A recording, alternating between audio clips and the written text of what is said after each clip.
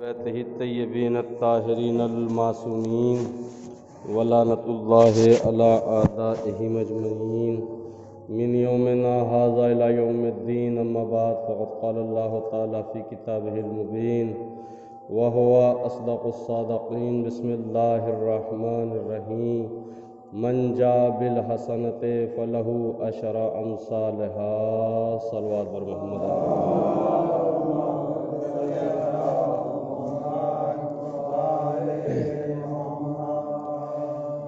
معزز سامعین، روز جمعہ خطبہ اول پند و نصیحت کا سلسلہ جاری و ساری۔ ماہ شعبان المعظم کا یہ مہینہ عنوان کلام کے طور پر قرآن مجید کے سورہ انعام کی آیت نمبر 160 آپ حضرات کے سامنے تلاوت کرنے کا شرف حاصل کیا،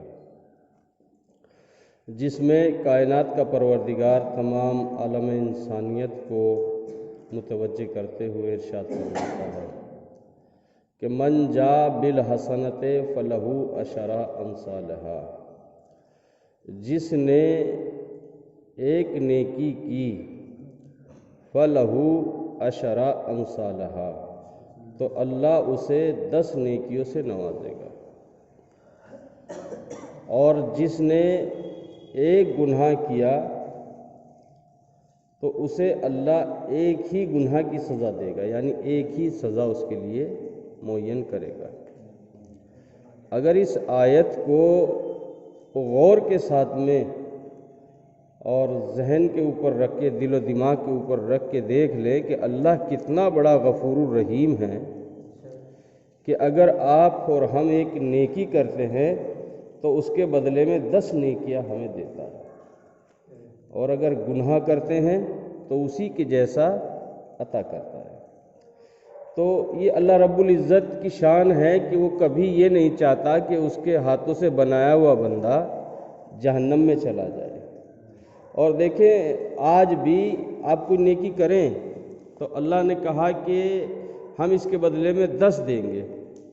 آج بھی آپ بڑا ڈیولپ کر رہا ہے زمانہ، ترقی یافتہ ہے ماحول، سب کچھ ہے، آج بھی آپ بینک کے اندر اپنا پیسہ ڈالیے تو 1 روپے کے آپ کو 10 نہیں ملیں گے آج بھی، حالانکہ 1 سے 1 زیادہ دے رہا ہے دینے والا بینک، لیکن ایسا نہیں کہ 1 روپے کے 10 روپے آپ کو عطا کر دے، نہیں دے گا نا۔ لیکن اللہ نے ایک قانون بنا دیا کہ تم 1 روپیہ اللہ کی بارگاہ میں اگر دو گے، 1 روپیے کا صدقہ اگر دو گے، 1 روپیہ اگر خیرات کرو گے تو 1 نہ سمجھنا، اسے 10 سمجھنا، تم نے 10 دیا، یعنی نیکیاں اللہ کتنی چاہتا ہے انسان سے۔ اچھا، ایک چیز اور بھی ہے کہ اگر تھوڑی سی باتوں کو دیکھا جائے اور غور کیا جائے تو واقعاً ان کے اندر بڑی فصاحت اور بڑی چیزیں عجیب عجیب دکھائی دیتی ہیں۔ وہ یہ کہ آپ دیکھیں کہ زمانے کا، معاشرے کا ماحول ایک ایسا بن گیا ہے کہ اگر کوئی بندہ صبح سے شام تک اچھے کام کرتا رہے تو کوئی اسے سبحان اللہ کہنے کے لیے تیار نہیں ہوتا۔ مثلا ایک بندہ ہے کہ نمازی، روزہ، پرہیزگار، یہ تمام چیزیں اچھی کرتا ہے، تو کوئی اسے سبحان اللہ کہنے کے لیے تیار نہیں، حالانکہ وہ لوگوں کے سبحان اللہ کے چکر میں نہیں پڑ رہا ہے، لیکن کوئی اسے سبحان اللہ کہنے کے لیے تیار نہیں۔ اور ایک بندہ ایسا ہے کہ جسے صبح سے شام تک نیکیاں انجام دی، اسے سبحان اللہ کہنے کے لیے کوئی تیار نہیں، لیکن اسی بندے سے ایک غلطی ہو گئی، ایک گناہ ہو گیا، تو بس اس کا واویلا صد واویلا بنا دیا جائے گا۔ دیکھیں، اللہ تو گناہ کو گناہ کے برابر رکھ رہا ہے کہ نہیں، اور اگر ایک نیکی کی تو اس کے بدلے میں 10 نیکیاں عطا کر رہا ہے۔ واقعاً اللہ سے اگر لو لگا لی جائے اور اسی طرح سے ہم کریں کہ جس طرح اللہ نے کہا ہے، تو یہ ہمارے لیے فلاح و بہبودی، کامیابی و کامرانی ہے۔ اور اللہ رب العزت، دیکھیں اگر بات کی جائے تو ایک صلوات پڑھ دیجیے محمد۔ اللہ رب العزت سے اگر ہم قریب ہونا چاہیں اور اس سے قریب ہو جائیں تو یہ ہمارے لیے کامیابی و کامرانی ہے، فلاح و بہبودی ہے۔ اور قریب ہونے کا مطلب یہ ہے کہ جتنا اللہ سے قریب ہوتا جائے گا اتنا ہی انسان ڈرتا جائے گا۔ اور اللہ نے ایک ایک چیز کے اندر اتنا ثواب رکھا ہے۔ دیکھیں قرآن مجید کی آیت ہے کہ جسے میں تقریباً متعدد مرتبہ آپ کے سامنے تلاوت کر چکا ہوں کہ جب انسان اس دنیا سے جانے کے لیے آمادہ ہو جائے گا تو وہ یہ کہے گا کہ اے میرے معبود تو مجھے تھوڑی مہلت دے دے۔ تو اللہ بھی یہ سوال کرے گا کیوں؟ تو کہے گا تاکہ میں صدقہ دے دوں۔ یعنی مرتے ٹائم دم نکلنے کو تیار ہے، روح نکلنے کو تیار ہے، اس دنیا سے جانے کے لیے تیار ہے۔ اب کیا کہہ رہا ہے کہ مجھے اتنی مہلت دے دے کہ میں صدقہ دے سکوں۔ تو صدقے کی ویلیو ہے۔ اچھا آج کے دور میں اگر ہم دیکھیں تھوڑا سا اپنے آپ کو ہلکا سا بھی اگر ہم اپنے دماغ پہ پریس کریں تو ہمارے لیے بہت چیزیں جو ہے کھل کے سامنے آ جاتی ہیں کہ مثلا اگر ہم خود سے اللہ کو، اللہ کے رسول کو، امام کو، نبی کو اپنے کاروبار میں، اپنے ہر چیز کے اندر اگر شامل کر کے چلیں تو ہمارے لیے فلاح و بہبودی ہے، کامیابی و کامرانی ہے ان تمام باتوں میں۔ مثلا امام جعفر صادق علیہ السلام آپ کہیں سفر پہ جا رہے تھے، راستے میں کچھ قافلے والے بھی آپ کے ساتھ میں ہو لیے، یعنی ایک بڑا قافلہ بھی آپ کے ساتھ میں ہو لیا اور امام بھی ساتھ میں چلے جائے۔ جب ایک صحرا سے، ایک بستی سے، ایک ویران جگہ سے گزرے، جنگل سے گزرے، تو کسی نے آنے کے بعد خبر دی کہ آگے راستے میں چوروں کا قافلہ ہے، آگے راستے میں رہزن بیٹھے ہوئے ہیں کہ جو سارا مال اور اسباب کو چھین لیں گے، غارت کر دیں گے، ختم کر دیں گے۔ جتنے لوگ تھے تمام ڈر گئے، گھبرا گئے اور صرف یہ سوچا کہ کہا کہ امام سے بھی کہ یا امام ہمارے پاس مال بہت ہے، یعنی ہم تجارت کے لیے جا رہے تھے، مال ہمارے پاس بہت ہے اور راستے میں جو ہے رہزن بیٹھے ہوئے ہیں جو لوٹنے والے ہیں، وہ ہمارا مال لوٹ لیں گے، اب ہم کیا کریں؟ تو پھر کہتے ہیں خود ہی کہ یا امام اگر آپ ہمارا سارا مال اپنے پاس رکھ لیں تو شاید وہ چور ڈاکو جو ہے وہ آپ سے مال نہ چھینے آپ کو فرزند رسول سمجھ کر۔ تو امام نے کہا کہ کیا پتہ وہ ان کی نیت یہ ہو کہ ہم فرزند رسول ہی کو جا کر لوٹیں گے، اس سے تمہارا مال اور ضائع ہو جائے گا۔ لوگ اور گھبرا گئے۔ گھبرانے کے بعد میں انہوں نے کہا تو پھر فرزند رسول کیا کریں؟ ایسا کریں کہ کیا اسے ہم اپنے مال کو جو ہمارے پاس تجارت کا مال ہے یا سونا چاندی گولڈ جو کچھ بھی ہے اسے زمین میں دبا دیں اور جب دوبارہ آئیں گے تو پھر نکال لیں گے؟ امام نے کہا کہ ممکن ہے کہ تم اس دبانے والی جگہ کو بھول جاؤ، اور کبھی کبھی ہوا جب چلتی ہے تو ریت کے بہاؤ کو دوسری طرف کر دیتی ہے، تو نشان بھول جاؤ تم اور اس سے تمہارا مال پھر ضائع ہو جائے۔ تو سب لوگ گھبرائے ہوئے، ڈرے ہوئے کہتے ہیں پھر امام کیا کریں ہم؟ تو خدا کی قسم یہ ہے بات میں جو سنانا چاہتا تھا۔ امام نے کہا تم اپنے اس مال کو، دولت کو، پونجی کو، جو بھی تمہارے پاس ہے، اسے کسی کے پاس امانت رکھ دو۔ سب لوگوں نے کہا کہ امانت کس کے پاس رکھ دے بتائیے؟ کہا اللہ کے پاس امانت رکھ دو۔ دیکھیے غور کیجئے گا، دیکھیے کیا اس کے اندر فضل، تم اللہ کے پاس اسے امانت رکھ دو۔ کہا اللہ تو یہاں ہے نہیں، اللہ کسے دے ہم؟ کہا کہ تم نیت کر لو کہ اس کے اگر 4 حصے بیٹھتے تو ایک حصہ ہم اللہ کی راہ میں دیں گے، اور اگر تم نے ایسا کیا تو اللہ تمہارے اس ایک حصے کو بھی ڈبل کر دے گا، یعنی ہر دانے کے بدلے تمہیں ڈبل دے گا۔ تو کہا کہ تو ٹھیک ہے۔ سب لوگوں نے جتنے تھے سب نے نیت کر لی، کہا ہم اس کا ایک حصہ جو ہے اللہ کی راہ میں صدقہ کریں گے، خیرات کریں گے۔ اب تمام لوگ جو تھے چل دیے، ادھر امام بھی چل دیے۔ اب راستے سے دیکھا تو واقعی وہ رہزنوں کا گروپ پورا کا پورا گروہ آ رہا ہے۔ سب لوگ ڈر گئے، گھبرا رہے ہیں۔ تو امام نے کہا کیوں گھبرا رہے ہو؟ اب جب کہ تمہارا ساتھی اللہ ہے، دیکھیں اگر قربتاً اللہ کوئی کام کیا جائے تو کیا کچھ نہیں ہو سکتا۔ کہا کیوں گھبرا رہے ہو؟ جب تمہارا ساتھی اللہ ہے، اللہ کو تم نے اپنے مال میں، کاروبار میں شریک کر لیا ہے۔ بہرحال وہ آئے اور آنے کے بعد میں انہوں نے قافلے کو روک لیا، اور جب روکا تو وہ امام کے گھوڑے کے پاس آئے اور امام کے قدم چومنے لگے۔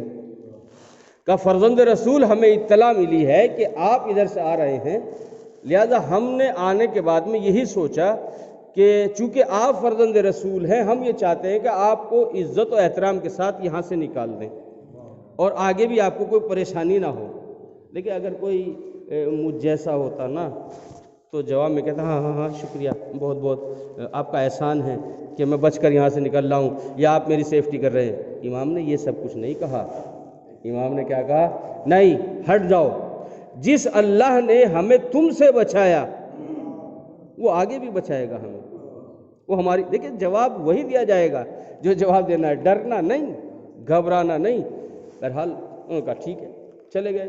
امام آ گئے، اور جب مدینے میں آ گئے، آنے کے بعد میں اب لوگوں سے کہا کہ تم اپنا مال جو تھا وہ ایک حصہ اسے اللہ کی راہ میں، سب لوگوں نے اللہ کی راہ میں اسے تصدق کر دیا۔ جتنا مال بچا ہوا تھا اس میں بہت زیادہ برکت ہوئی۔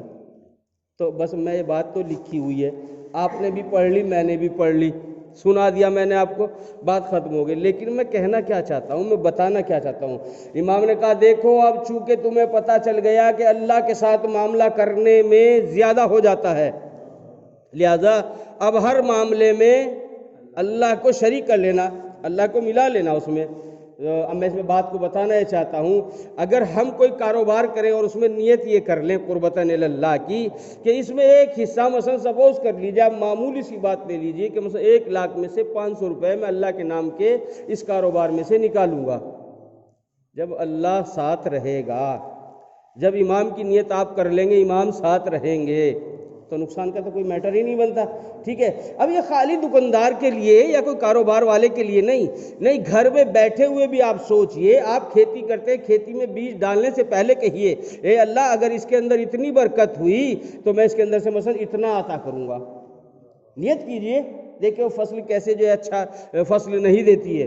تو یہ ہر چیز کے اندر لے لیجئے، آپ سفر کرتے ہیں 10 روپے نکالیے، نکال دیتے ہیں صدقے کے، آپ 5 روپے 2 روپے نکالیے، صدقہ نکال کے چلیے آپ، تو بلاؤ تو خود، چونکہ خود حدیث میں ہے الصدقہ تو ترید البلا، صدقہ جو ہے بلاؤ کو لے جاتا ہے۔ تو صدقے کے ذریعے سے اچھا ایک چیز اور بھی ہوتی ہے، یہ میرے بات ابھی بالکل ذہن میں آئی تو میں آپ کی خدمت میں عرض کروں، کبھی کبھی میں نے اپنی آنکھوں سے دیکھا ہے کہ جب صدقہ نکالتے ہیں تو نکال کر گھر پہ رکھتے رہتے ہیں، 1 روپیہ نکالا، 2 روپیہ نکالا، 3 روپیہ نکالا، نکالتے گئے، وہ اتنے سارے سکے ہو گئے، لا کے انہیں سب کو، کبھی کبھی تو کوئی طاق وغیرہ سی ہوتی ہے یا کوئی مثلا کوئی ایسی چیز ہوتی ہے اس میں رکھتے رہتے ہیں، یہ پڑا، یا مثلا آٹا جو ہے چلتے ٹائم نکالا، اسے جو ہے وہ سب دروازے کے سے ملا کے رکھ دیا، اسے رکھ دیتے ہیں، ایسا سب عموماً گھروں میں سب میں ایسا ہی ہوتا ہے۔ نہیں میرے عزیزو، اس بات کے اوپر غور کیجئے گا، صدقہ جب بھی نکالا جائے، صدقہ جب بھی نکالا جائے فوراً اسے عطا کیا جائے، جو اس کا مستحق ہے اسے دیا جائے، نہیں ہے تھوڑی دیر صبر کر لیجئے۔ اچھا بعض مرتبہ ایسا ہوتا ہے کہ صدقہ نکال کے گئے تھے، اللہ نہ کرے موٹر سائیکل سلپ ہو گئی اور چوٹ لگ گئی، مولانا صاحب ہم تو صدقہ نکال کے گئے تھے پھر بھی چوٹ لگ گئی۔ دیکھیں پہلی بات تو یہ سب اللہ کا معاملہ ہے، مولانا جانے کیا اس معاملے میں، یا اس کی کاٹ بتائیں گے کیا مولانا، لیکن صدقہ جسے دینا تھا اس نے بھی تو اپنا کام نہیں کیا، صدقہ رکھا ہوا تو تھا، صدقے نے اپنا کام نہیں کیا، کیسے کرے گا؟ مثلا اگر بھوکا تھا تو بھوکے کے پیٹ میں نہیں پہنچا، اگر کسی کو 2 روپے کی ضرورت تھی تو اس تک نہیں پہنچے، نکل ضرور گیا لیکن پہنچے تو نہیں۔ لہٰذا عرض خدمت یہ کرنا چاہتا ہوں کہ صدقہ جب بھی نکالا جائے اسے یہ نہیں کہ اکٹھا کر لیا جائے، نہیں، اسے ہاتھوں ہاتھ جو ہے دیتے چلے جائیے۔ ممکن ہے کہ گھر پہ نہ ملے، جیب میں رکھ کے چلیے، راستے میں دیجیے آپ، جب آپ کے دماغ میں آتا رہے گا بار بار ہماری جیب میں 2 روپے ہیں، 5 روپے ہیں، ہم اسے صدقہ دیں گے فلاں کو، بار بار ٹچ ہوتا رہے گا دماغ سے، تو یہ خود بخود جو انسان متوجہ رہے گا اس چیز کی طرف۔ تو بہرحال ان چیزوں کی طرف ایسے نہ ہو کہ ہلکے پن میں لے اس سے صدقے کو۔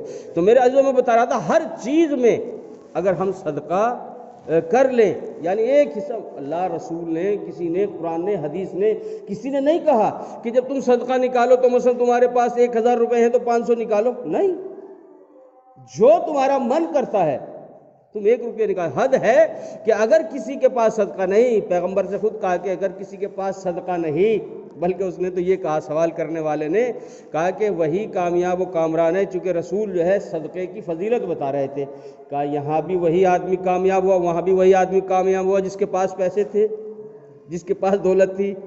ہمارے پاس پیسے نہیں، ہم کیا صدقہ نکالیں؟ کہا پتھر پڑا ہوا اور راستے میں اسے ہٹا دو۔